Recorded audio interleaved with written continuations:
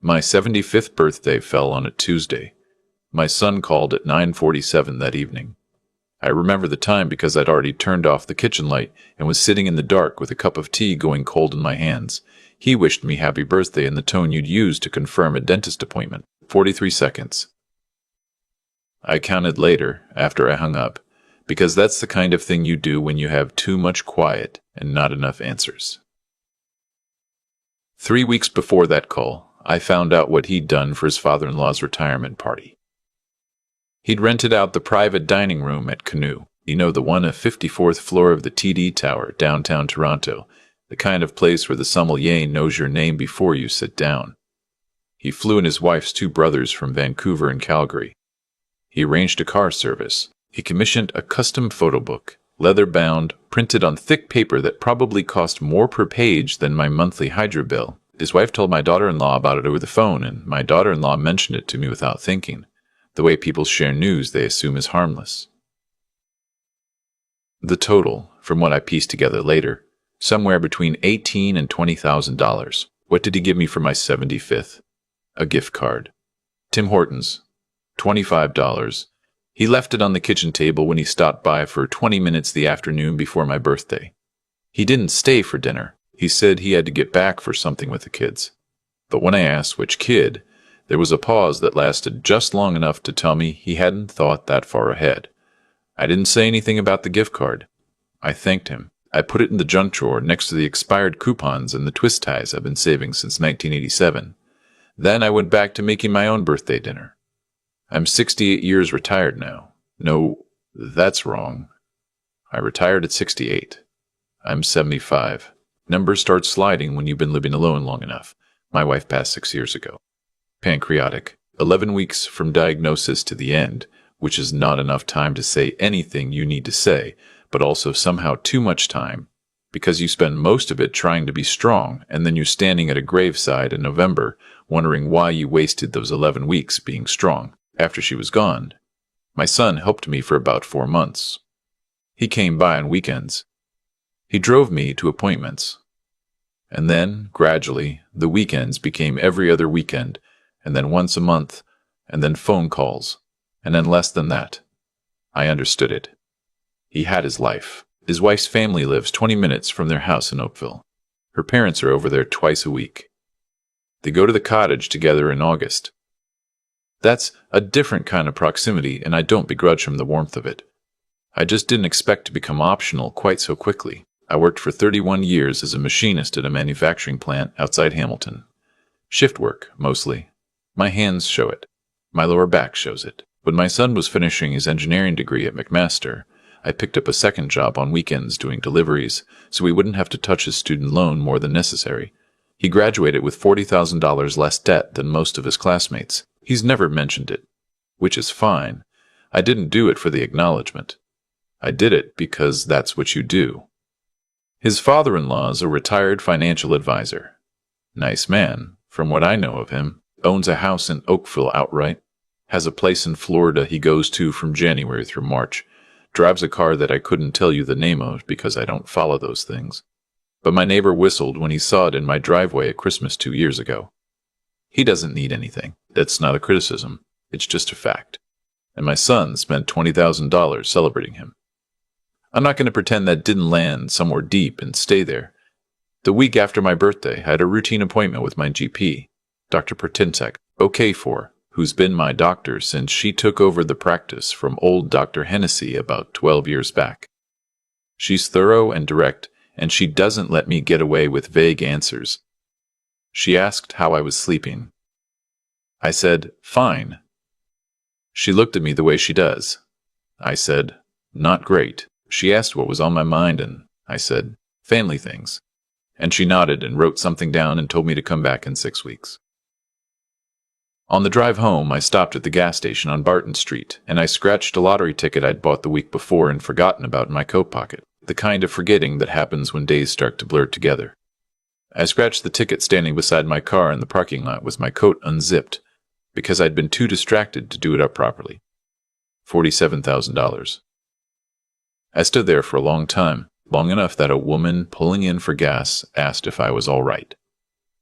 I told her I was fine, I folded the ticket and put it carefully in my wallet, behind my health card, and I drove home, and I sat at the kitchen table, and I looked at the wall for probably 45 minutes. Then I called my daughter.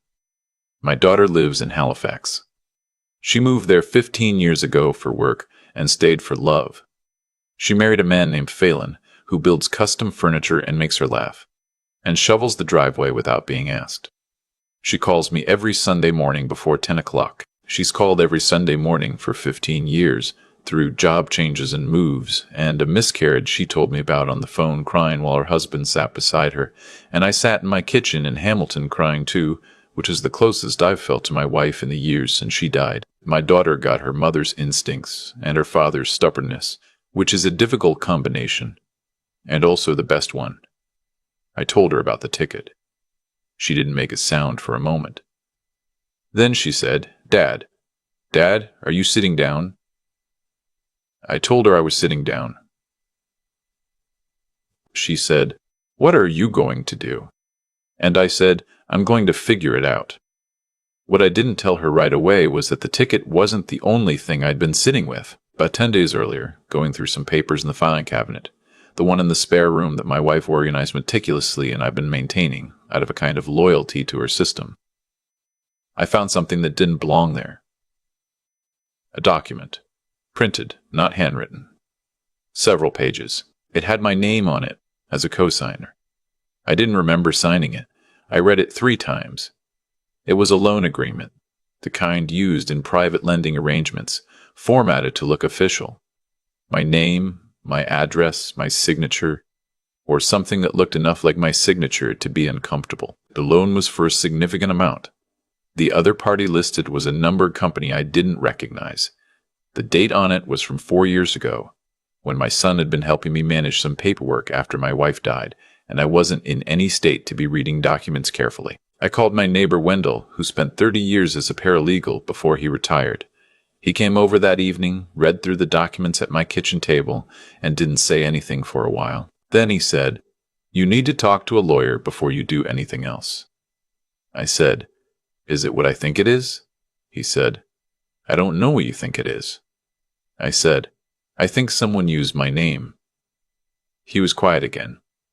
Then he said, Get a lawyer. I called my son the next morning. I didn't tell him what I'd found. I just asked him, as casually as I could manage with a sound in my chest like ice cracking, whether he remembered helping me with any financial paperwork in the months after his mother died. He said he'd help me with a few things. He said it was nothing major. He said I shouldn't worry about it. I thanked him and got off the phone and sat in the kitchen with my hands flat on the table. I found a real estate lawyer through my GP's receptionist, who knows everyone in the city, the way receptionists always do. Her name was Ms. Ochterberg. Competent. Measured. She read through the documents, and then she asked me a series of questions in a calm, even voice that made the answers feel more real than they had in my own head. Had I signed this document knowingly? No. Did I have any knowledge of this numbered company? No. Had I received any funds from this agreement? No. Had any funds been moved from accounts associated with my name? Possibly. There were some withdrawals from a joint account my wife and I had maintained for household expenses, an account my son had briefly had signing authority on in the months after her death, when I was barely functional. Small amounts, a few hundred here, a few hundred there, but over time, not small. Ms. Ochterberg set down her pen and looked at me. She said, Mr. Greer, I want to be careful about the language I use here. What I can tell you is that this document raises serious concerns and that you have options. I said, What kind of options? She said, Legal ones. I went home and I thought about it for 3 days. I want to be honest about something. During those 3 days, I thought about my son as a boy. I thought about the way he used to fall asleep in the car on the drive back from his grandmother's place in Brantford, his head tipped sideways against the window, his mouth slightly open. I thought about the time he was 11 and broke my circular saw trying to build a birdhouse for a school project, and didn't tell me for 2 days because he was scared. And when he finally came to me, I wasn't even angry. I just took him to the garage and we fixed it together. I thought about standing in the rain at McMaster, watching him walk across a stage to get his degree, and the way he looked up at me in the crowd and grinned. And then I thought about the $20,000 dinner, the $25 gift card, the 43-second phone call. I thought about my wife's filing cabinet. I thought about Wendell's face when he read the documents. On the fourth day, I called Ms. Ochterberg and told her to proceed. I also, in the same week, claimed the lottery winnings. The OLG office on the fourth floor of a building on Yonge Street. Forms, identification, a quiet room and a check that I folded and put in my coat pocket and drove home with on the 403, doing exactly the speed limit the whole way. I didn't tell my son about the winnings. My daughter knew. Wendell knew. That was it. 3 weeks after I claimed the money, my son called. He wanted to come by for a visit. He said he'd been thinking about me, that he felt bad he hadn't been around much. I said that would be fine. He came on a Saturday afternoon with a bottle of wine and a kind of energy I recognized, the energy of someone who wants something and is trying to lay the groundwork carefully. We sat at the kitchen table. He poured the wine. He asked about my health, my sleep, whether I'd had any more appointments with Dr. Okafor. All of this was genuine enough. He's not a villain. That's the thing I've had to keep reminding myself. People who do wrong things aren't always villains. Sometimes they're people you love, who made choices they couldn't see clearly because they'd spent years looking only in one direction. After about 40 minutes, he mentioned money. He said he'd been stretched thin lately, the mortgage on the Oakville house, the kids' activities, some unexpected expenses. He said he'd been wondering if I might be in a position to help, temporarily, just to bridge a gap. He was careful about the number. He built up to it slowly. $80,000. I looked at him across the kitchen table. He's 51 years old. He has his mother's eyes in my hands and a way of sitting that I remember from when he was a teenager, slightly forward, slightly tense, already working out how the conversation is going to go. I said, "I found the documents." He put down his wineglass. I said, "The loan agreement, the numbered company, the withdrawals from your mother's account." He didn't say anything. I said, "I've spoken to a lawyer." The color changed in his face. Not dramatically, just a shift, like when a cloud moves across the sun on a clear day and suddenly things are a slightly different shade. He started to talk. He said it wasn't what it looked like. He said he'd meant to pay it back. He said things had been difficult for years, and he hadn't known how to tell me, and he thought he could fix it before anyone found out, and he'd felt terrible about it. He talked for a while. Some of it was probably true. Some of it was the story he'd been telling himself to make it bearable. I let him finish. Then I said, "I'm not going to pretend that I know everything yet. Ms. Ochterberg is still working through it. But I want you to understand something. What happens next is not about the money." He looked at me. I said, "It's about your mother's filing cabinet, and the fact that she spent 40 years keeping every piece of paper in this house in order because she trusted that order meant something, and you went into that order in the months after she died, while I was not in any condition to see clearly, and you used it." He didn't speak for a long moment. Then he said, "Dad, I said, "I know." We sat in the kitchen for another 20 minutes without saying much. He offered to make more tea. I said no. He asked what I was going to do. I said I didn't know yet, which was mostly true. Miss Achterberg had given me a range of options. I hadn't decided. He left at 4:15. I watched his car pull out of the driveway from the kitchen window, and then I washed the 2 wine glasses and put them away. My daughter called from Halifax that evening. She asked how it went. I told her. She was quiet for a moment, and then she said something that her mother would have said. She said, "Dad, what do you need?" I said, "I need it to be Tuesday again." She said she didn't follow. I said, "Your mother and I used to go for a walk on Tuesday evenings after dinner. Down to the park by the old steel plant, the one they turned into a trail." She talked the whole way. I mostly listened. I needed to be that. My daughter didn't say anything, and I could hear her breathing on the line from Halifax, and that was enough. 2 months later, I bought a small house in the east end of Hamilton. Not for me, for my daughter and Phelan, if they ever want to come back, closer to me, something of hers to come back to. I put it in her name outright. I didn't make an announcement. I called her and told her, and she cried, and I told her not to make a big deal of it, and she said she wasn't making a big deal, and we argued about that for a while, which is the most alive I've felt in years. My son found out from his sister. He called me that evening. I let it ring through to voicemail. He called again. I let that one go too. He called a third time and left a message that started with, "Dad, I just," and then went quiet for a moment before he started again. I listened to it twice, sitting in the kitchen with the light on, the same kitchen where I've sat through most of the important moments of the last 40 years. Then I put the phone face down on the table, and I made myself a cup of tea, and I sat with it while it was still hot. My name is Greer. I worked with my hands for 31 years, and I shoveled my own driveway until last winter, and I know how to be alone without disappearing into it. I raised 2 children in a house that was never large, but was always warm, and one of them calls me every Sunday morning before 10 o'clock, and that is not nothing. Some losses you carry, some lessons you learn too late to do anything with them, except try to pass them on. My son is not a villain, but he is not yet the man he could be, and I don't know if he will get there. I'm 75 years old. I've stopped betting on things I can't see clearly.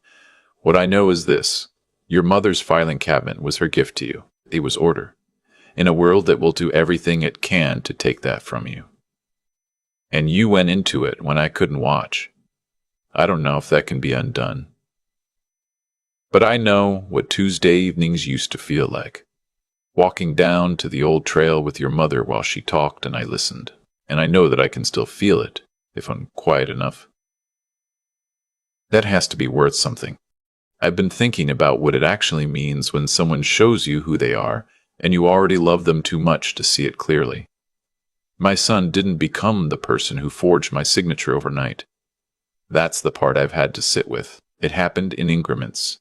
Small choices, small justifications, each one probably feeling manageable at the time.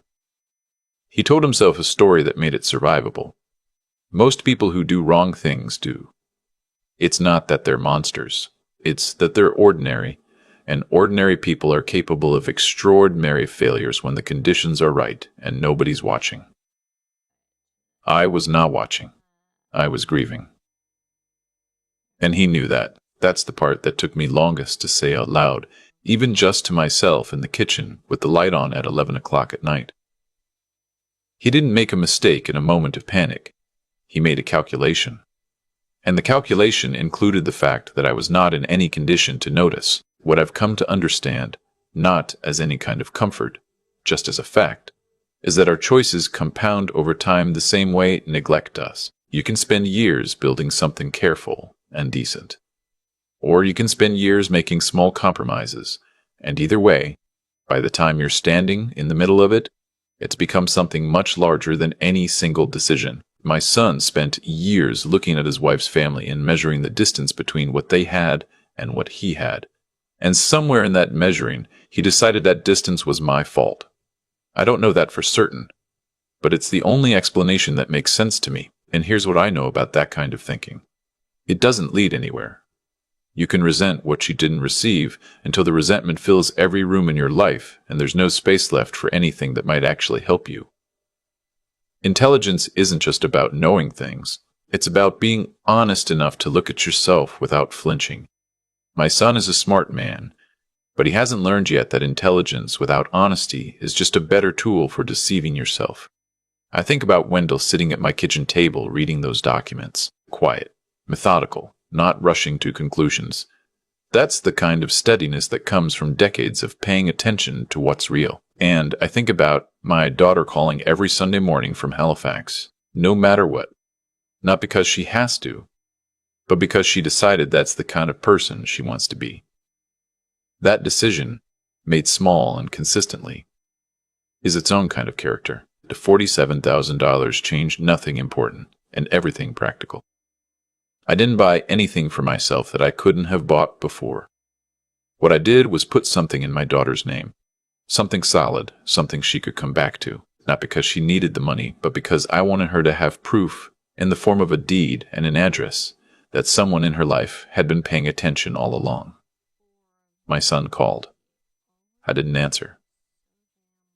That's not cruelty. It's just that I'm 75 years old, and I've run out of the kind of energy it takes to perform a conversation I'm not ready to have.